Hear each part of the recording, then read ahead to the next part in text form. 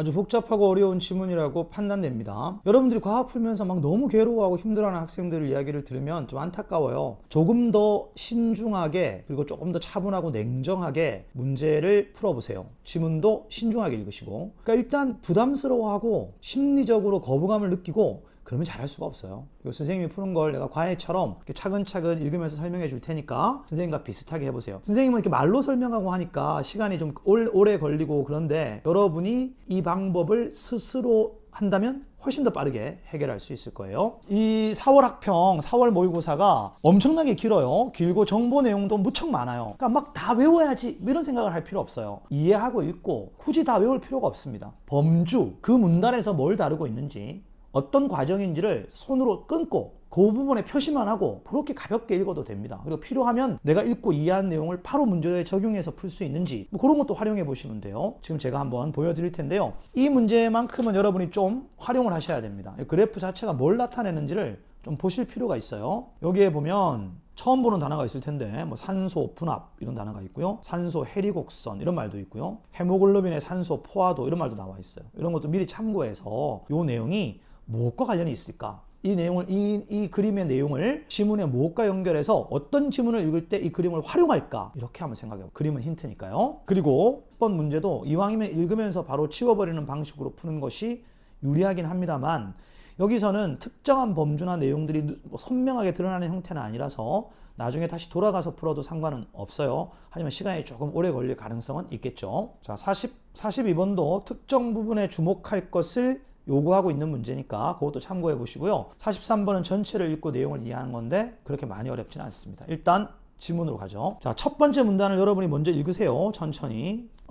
이 영상만으로 공부하시는 친구들은 지금 멈추고 지문 내용을 한번 쭉 읽어보세요. 선생님이 뭐라고 그랬죠? 화제를 제시하거나 복잡한 과학기술 지문의 첫 문단에 정보 내용이 많을 땐 전체 내용을 이해하기 위한 전제로서 꼭 기억해야 되거나 정리해야 된다. 그래서 이해하고 정리하는 걸 꼭 하세요. 왜냐하면 이 이해와 정리된 내용이 앞으로 진행될 본문의 내용들, 본문의 진행 과정에 본문의 이해에 결정적 기여를 하는 경우가 무척 많습니다. 그래서 여러분들이 쭉 읽어보시고요. 선생님이 정리한 것과 한번 비교해 보세요. 자, 이렇게 선생님은 이렇게 정리했습니다. 여러분 식으로 정리해 보세요. 이 글은 그러니까 자, 산소와 이산화탄소가 우리 신체에서 교환되잖아요.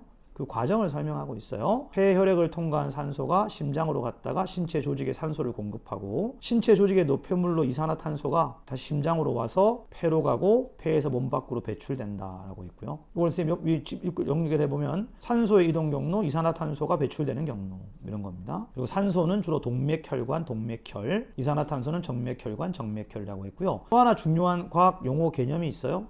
이와 같은 산소와 이산화탄소의 기체의 교환은 분압차에 따른 확산이다 해서 분압은 그 뒤에 교재 맨 아래쪽에 설명이 되어 있잖아요. 그 분압이랑 참고를 하셔야 돼요. 그러니까 분압이라고 하는 것이 어떤 의미인지가 이렇게 되어 있어요. 혼합 기체에서 특정 기체에 의한 압력이니까 특정 기체에 대한 압력, 특정 기체에 의한 압력입니다. 혼합 기체에서. 여기서 등장하는 것이 특정 기체에 대한 압력이라고 하면 산소와 이산화탄소니까 산소와 이산화탄소에 의한 압력이 분압입니다. 그러니까 분압이 높은 곳에서 낮은 곳으로 라고 되어 있어요. 여기까지 선생님이 지금 이건 읽고 정리한 내용입니다. 이게 여러분이 선생님 저렇게 다 쓰는 것도 힘들 수 있고 뭐 저도 상관은 없어요. 첫 문단은 최대한 진지하고 신중하게 이 내용들을 이해하세요. 사실 알고 보면 별것 아니잖아요.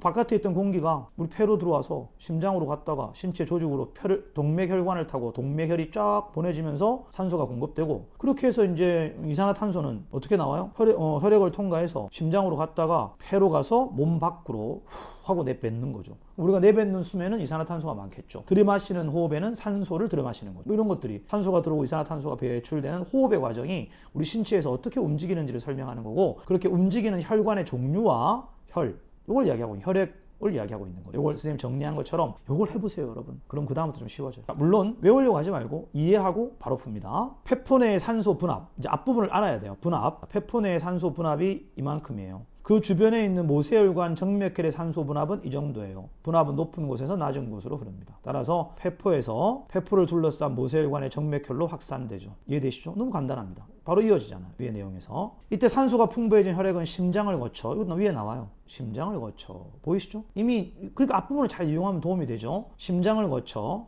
신체 각 조직으로 흘러갑니다. 각 조직의 모세혈관을 흐르는 동맥혈의 산소 분압은, 동맥혈 보이시죠? 동맥혈의 산소 분압은 100이에요. 조직 내 산소 분압은 40이에요.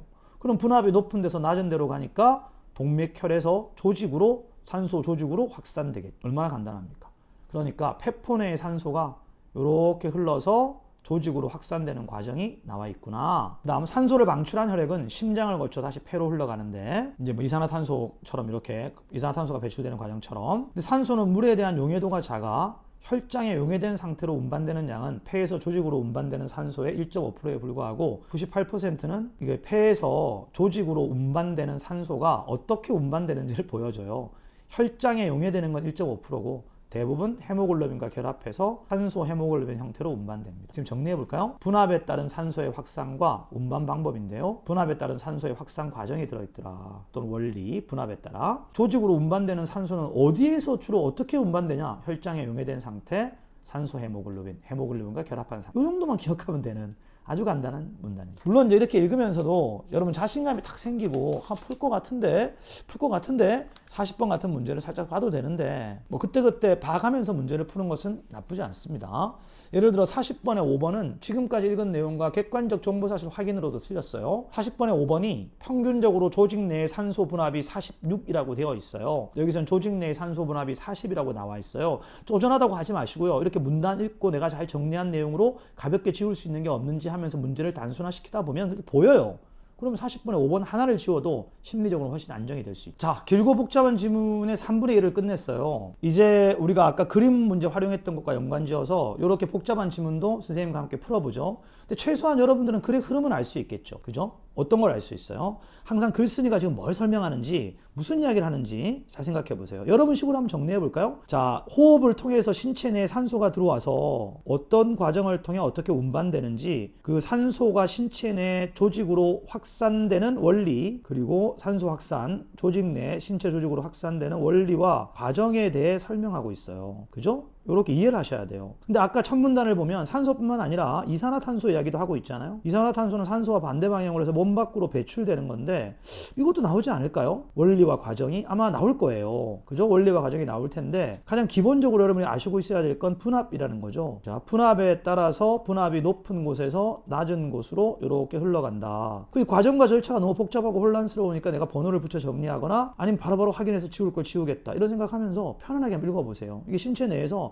이 내용을 이야기하고 있는 거예요. 산소와 이산화탄소가 어떻게 확산되고 어디로 어떻게 흘러가는지. 세 번째 문단. 산소 분압에 따른 헤모글로빈의 산소 포화도. 이게 새로운 이야기가 나왔는데 아까 그림 내용과 관련이 있다는 생각을 해보세요. 곡선을 산소 해리 곡선이라고 불러요. 자, 이게 이럴 때 여러분들이 바로 그림이 있었지 이런 생각을 하셔야 돼요. 그래서 이 그림 내용과 연결해서 그냥 재미있게 읽어보세요. 산소 해리 곡선에서 가로축은 혈액 내의 산소 분압. 선생님 그림을 보여드릴까요? 그림을 보면서 지문 한번 읽고 다시 지문으로 돌아올게요. 자, 산소 해리 곡선에서, 자, 이게 산소 해리 곡선이에요. 산소 해리 곡선. 가로축은 혈액 내의 산소 분압이에요. 이렇게 산소 분압, 혈액 내의 산소 분압이고요. 그 다음에 세로축은 헤모글로빈의 산소 포화도라고 되어 있어요. 산소 포화도. 보이시죠? 여기 어떤 산소 분압에서 헤모글로빈이 산소와 결합한 정도인 산소 포화도니까 여기다 적으셔도 되고 밑줄을 그으셔도 돼요. 산소 분압에서 헤모글로빈이 산소와 결합한 정도라고 되어 있어요. 선생님은 안 써도 될 것 같지만 한번 써보겠습니다. 헤모글로빈이 산소와 결합한 정도. 이렇게 한번 정리하시면서 그림을 보고 한번 이야기를 만들어 보세요, 여러분. 일반적으로 분압이 낮아질수록 헤모글로빈과 산소의 결합 정도도 어때요?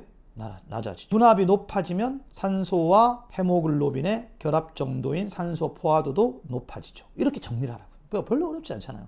그럼 이걸 비례라고 하면 돼요. 기본적으로 혈액 내 산소 분압과 비례하는구나. 여러분 교재를 보세요. 제가 교재를 읽으면서 그림을 계속 볼게요. 헤모글로빈이 산소와 결합한 정도인 산소 포화도와 헤모글로빈이 산소와 분리된 정도인 산소 해리도, 이 두 가지가 있어요. 그러면 혈액 내 헤모글로빈과 산소가 결합한 정도를 산소 포화도라고 부르면 이것을 산소 해리도라고 해요. 해리도라고만 적으면 바로 이해할 수 있지 않을까요? 헤모글로빈과 산소가 분리된 정도죠. 그럼 뭐 이거 합치면 100이 되는 건 당연하죠. 100%. 분리된 것과 결합한 것. 분리 50% 하면 결합이 50%고. 그죠? 이러니까 합치면 100%가 되겠죠. 자, 이 곡선은 완만한 S자형이다. 이렇게 보이시죠? 산소 분압이 낮아질 때 산소 헤모글로빈으로부터 해리되는 산소의 양은 40, 100 구간보다 0, 40 구간에서 더 많다. 확인할게요. 요 구간과 요 구간입니다. 급격히 떨어지죠. 기본적으로 이때가 산소 포화도가 확 급격히 감소하잖아요. 그러니까 산소 포화도가 감소한다는 말은 산소 해리도가 증가한다는 말이구나. 함께 좀 제발 이해를 해보세요. 산소 해리 곡선이니까요. 기본적으로 산소 포화도와 산소 해리도가 반대된다. 요걸 꼭 이해했으면 훨씬 풀기 쉬울 것 같아요. 그럼 지문도 쉽게 이해할 수 있죠. 그러니까 보면 돼요. 40, 100 구간보다 0, 40 구간에서 산소 분압이 낮아질 때 산소 헤모글로빈으로부터 해리되는 산소의 양, 그러니까 이게 급격히 떨어지고 있잖아요. 이거 완만한데요. 왜냐면 합치면 100이니까요. 급격히 떨어져서 40, 20으로 줄어들면 산소 해리도는 그에 비해서 올라가겠죠. 그래서 산소 포화도와 산소 해리도가 반비례하는구나. 이거 꼭 기억하세요. 합치면 100이니까 이게 주면 이게 늘겠죠. 자, 산소 분압이 20에서 0으로 떨어지잖아요. 그러면 헤모글로빈 산소 포화도가 40에서 0으로 약 40이 줄어요. 그러면 산소 해리도는 이 40만큼 늘어나는 거죠. 이해되시죠?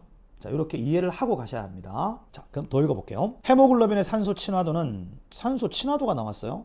헤모글로빈이 산소와 결합하려는 경향을 나타내는데 산소 친화도는 그러니까 뭐 산소 포화도를 높이겠죠. 써볼게요. 선생님처럼 이렇게 그림을 적극적으로 하려고 하시면 너무 좋을 것 같아요. 산소 친화도, 헤모글로빈이 산소와 결합하려는 정도. 여러분을 위해서 적고 있는 것이지 여러분 꼭 적지 않아도 밑줄만 긋고도 문제 풀 수 있어요. 산소와 결합하려는 정도. 헤모글로빈이 산소와 결합하려는 경향이 산소 친화도예요. 자, 산소 친화도에 영향을 미치는 요인이 산소 분압이 있어요. 이건 누가 봐도 산소 분압에 따라서 산소 분압이 높을수록 헤모글로빈이 산소와 많이 결합하죠. 그래서 산소 친화도는 산소 분압과 비례하죠. 비례 반비례 정리 잘하라는 것 1강에서 제가 말씀드렸죠. 비례합니다. 마찬가지로 산소 친화도는 산소 포화도와도 관련이 있겠죠. 비례하겠죠. 자, 그런데 또 다른 게 있대요. 그럼 해볼까요? 산소 분압이 1이고요. 지문으로 다시 갑니다. 2는요. 혈액의 pH, 온도 이런 게 있네요. 3은 온도입니다. 비례반비례 관계 정리 바로 끝내죠. 이제 빨리 읽겠습니다. 어떤 조직의 물질 대사가 활발해지면 이산화탄소의 증가로 인해 주변 모세혈관 내 혈액의 pH가 낮아집니다. 그러면 헤모글로빈의 산소 친화도도 작아집니다. 비례예요, 비례. 혈액의 pH가 낮아지면 헤모글로빈과 산소 친화도도 적어집니다. 여러분 또 읽어보세요. 헤모글로빈이 산소와 결합하려는 경향이 작아진다는 말은 해리도는 높아지겠죠. 자, 주변 조직으로 산소가 방출되죠. 그러니까 뭐 아무래도 헤모글로빈이 산소와 결합하려는 경향이 줄어들면 산소가 주변으로 방출되게 됩니다. 결합하는 게 아니라 산소가 주변으로 방출되게. 온도는 어떨까요? 또 읽어보죠. 즉 산소 분압이 같고 pH가 더 낮으면 산소 헤모글로빈으로부터 더 많은 산소가 방출되겠죠. 또한 운동과 같은 신체 활동으로 인해 온도가 높아진 조직 주변 모세혈관을 흐르는 혈액에서도 산소가 더 쉽게 해리됩니다. 그러면 주변 조직의 온도가 높아지면 이걸 선생님 하는 걸 잘 보고 여러분들 이해해 보세요. 산소가 해리되는 해리도가 높아지겠죠. 그죠? 그러면 역시 또 주변으로 방출될 겁니다. 산소가. 이 말을 다른 말로 바꿔보세요. 산소 해리도가 높아진다는 말은 산소 친화도가 떨어진다. 이해되시죠? 산소 친화도가 떨어진다. 그리고 산소 해리도가 높다는 말은 산소 포화도가 감소한다. 이렇게 정리를 해야 된다. 비례, 반비례 관계를 여러분 식으로 정리하세요. 자, 이걸 한번 보여드리고 바로 문제 풀러 갈게요. 똑같은 말은 아니지만 여러분 정리를 이렇게 해야 되죠. 산소 포화도, 산소와 결합한 정도. 정반대가 뭐죠? 산소 해리도. 결국은 이걸 두 개를 합치면 100%. 합치면 100%. 이해되시죠? 그 산소 포화도와 관련이 있는 건 산소 친화. 산소가 헤모글로빈이 산소와 결합하려는 정도죠. 그리고 마찬가지로 이렇게 되겠죠. 산소 해리도. 산소가 해리되면 주변 조직으로 산소가 분리되는 거니까 헤모글로빈에서 산소가 배출되겠죠. 방출되겠죠. 어디서 방출돼요? 헤모글로빈에서. 전부 다 헤모글로빈과 산소와의 관계를 다루고 있는 거잖아. 이해되지? 그래서 산소 포화도가 높다. 헤모글로빈과 산소와 결합한 헤모글로빈이 많다. 헤모글로빈에 산소가 많이 결합해 있다. 산소 친화도가 높다. 뭐 비슷한 뜻일 텐데 헤모글로빈이 산소와 결합하려는 경향이 높다. 뭐 같은 거겠죠. 산소 해리도 거꾸로 헤모글로빈이 산소와 분리된 정도니까 결합한 정도, 분리된 정도. 결합하려는 성질. 이렇게 이해하면 돼요. 그리고 나온 게 간단해요. 딱 세 가지 나왔어요. 이거 정리하면 돼요. 첫 번째, 산소 분압이 높다. 선생님 하는 거 잘 보세요. 비례관계입니다. 분압이 높으면 그래프만 봐도 돼요. 포화도가 높고 친화도하고 같은 거요. 그렇다면 이건 뭐가 될까요? 해리도는 정리되시죠? 뭐 너무 쉬운 걸 선생님이 해주고 있는지 모르겠는데 이렇게 하는 연습을 하셔야 돼요. 이거를 여러분들 쓰라는 말이 아니라 이렇게 읽고 이해를 하고 가야죠. 표시를 하거나 이런 식으로. 혈액 내의 pH가 낮으면 산소 친화도니까 뭐 포화도하고 비슷하다고 생각하면 돼요. 친화도는 낮다. 그러면 산소 해리도는 높아. 산소가 방출될 것이다. 그 다음에 온도. 주변 조직의 온도가 높아지면 그대로 갑니다. 산소 해리도가 높다 그랬어요. 여기 쓸게요. 해리도가 높다. 그럼 이건 같은 말로 뭐가 되겠어요? 여러분 추측하면 되죠. 같은 말로 산소 포화도가 떨어진 또는 산소 친화도도 떨어진. 아주 간단합니다. 이해되셨어요? 요렇게 여러분들이 정리를 했다고 치고 정리하지 않아도 이해했다고 치면 이 문제가 이렇게 쉬울 수가 없어요. 바로 가보죠. 자, 1번 문제. 이건 눈으로 보고 풀면 됩니다. A부터 B 구간이 40, 100이고요. A 이하 구간이 40, 0이에요. 산소 포화도가 감소되는 게 더 크다는 건 그래프의 형태만 보고도 알 수가 있고요. 뭐 숫자를 보고도 알 수 있습니다. 자, 온도가 상승했어요. 지금 휴식 시 조직의 산소 분압도가 400이니까 이거 참고하시고요. 그 주변을 흐르는 혈액의 산소 포화도는 증가한다고 되어 있어요. 너무 쉽죠? 온도가 오르면 해리도가 증가한다고 그랬어요. 포화도가 증가한다는 말은 완전히 틀린 답이에요. 이렇게 쉬운 문제인데 이거 자체를 접근을 못해서 못 푼단 말이에요. 이거 너무 쉽잖아요. 온도 기본적으로 상승하면 해리도가 높아져. 해리도 반대가 포화도야. 포화도는 감소함. 그 다음에 산소 포화도와 산소 해리도는 합치면 100이니까 A와 B에서 동일하다라고 했어요. 합친 건 항상 100%니까요. 동일하겠죠. 이해되시죠? 이 둘을 합치면 100%. B와 A에서 산소 포화도 차이만큼 산소가 휴식 시 조직으로 전달된다. 산소 포화도의 차이만큼 산소가 방출되겠죠. 자, B에서 A로 갔으니까요. 산소 포화도가 줄어든 거죠. 이 말은 산소 해리도가 늘어난 거예요. 약 100에서 40이면 한 60 정도 되겠네요. 60 정도의 포화도가 줄었으므로 60 정도의 산소가 해리된 걸로 보면 됩니다. 해리된 산소는 주변 조직으로 숫자를 봐야 되는구나. 자, 5번 선택지를 보겠습니다. A에서의 산소 해리도를 물었어요. 자, A에서 산소의 포화도가 이만큼이에요. 70이라고 가정하면 100 중에 70이 포화. 그러면 30 정도가 해리겠죠. B에서의 산소 포화도가 쭉 올라가 볼까요? B에서 거의 100에 가까워요. 그러니까 해리된 산소의 양은 극히 적겠죠. 그래서 B에서의 산소 해리도가 더 큰 게 아니라 B에서의 산소 해리도가 월등히 적은 겁니다. 이해되시죠? 선생님이 그림과 함께 본 지문이 이 지문입니다. 그림을 참고하고 문제를 해결하겠다는 적극적 의식 없이 이 지문을 읽으면 좀 어려울 수 있어요. 이해되시죠? 그래서 선생님이 정리해 준 내용을 바탕으로 이렇게 오른쪽에 정리하면서 읽는 것이 정말 중요하고요. 선생님처럼 이렇게 하셔도 돼요. 이렇게 요약을 해놓는 정도. 이렇게 정리해 보는 것도 나쁘지 않죠. 내가 정리한 거 아까 한번 했지만 다시 한번 보시면 산소 분압, 이게 산소 포화도가 비례하는데 해리도는 서로 반비례한다. 이거 기억해야 돼요. 포화와 해리가 반비례한다. 합치면 100이다까지. 그 다음에 혈액의 pH, 신체의 조직 온도에 따라 해리도와 친화도가 어떻게 바뀌느냐. 이걸 설명했어요. 친화도가 떨어지면 해리가 촉진된다. 그 다음에 해리도가 촉진되면 방치된다. 해리가 촉진된다는 말은 친화도가 떨어진다는 말이구나. 이렇게 하면 되죠. 친화도가 떨어지면 어떻게 될까? 포화도도 떨어지겠구나. 왜? 해리가 촉진됐으니까. 해리와 포화는 반비례니까. 이렇게만 선생님처럼 정리했다고 해도 문제를 푸는 건 어렵지 않아요. 자, 이제 남은 문단이 이렇게 되어 있습니다. 지금까지 산소 중심으로 다루었다면 이제는 이 내용을 다루게 되어 있어요. 자, 이산화탄소도 혈액으로 확산되어 운반된다. 이산화탄소도. 앞에서 뭐가 나왔겠어요? 산소가 어떻게 확산되는지 원리와 과정을 몇 가지 개념, 해리도, 포화도 이런 걸 중심으로 설명한 거죠. 그리고 이제 분압에 따른 게 똑같이 이어져요. 산소와.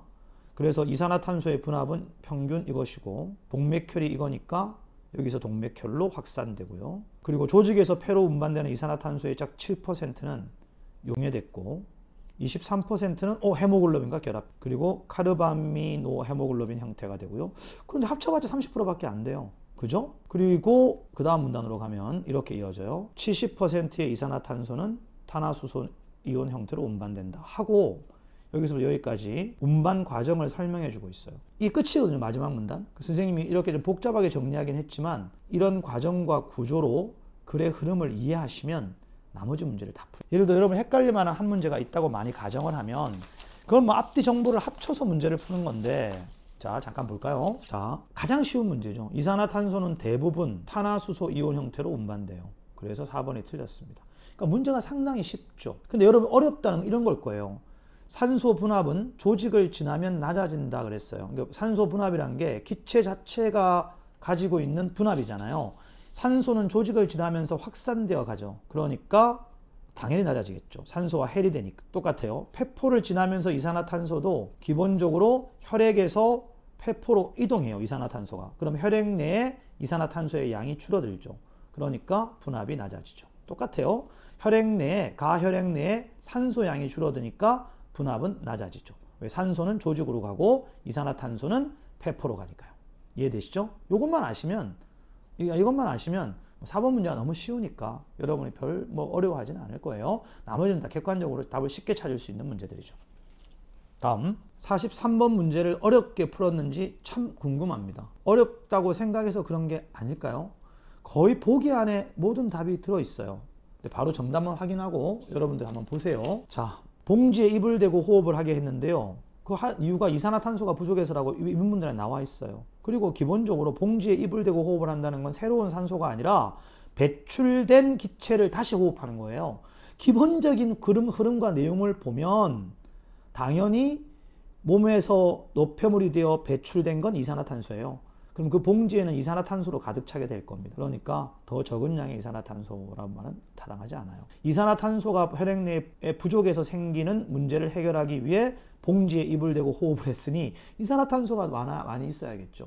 그리고 노폐물이 배출되어 나갈 때는 이산화탄소니까. 그리고 이건 보기를 참고하면 생각보다 쉽게 풀 수 있는 문제라서 이 문제도 선생님이 굳이 따로 설명하지 않고 여러분이 하나씩 좀 찾아봤으면 좋겠어요.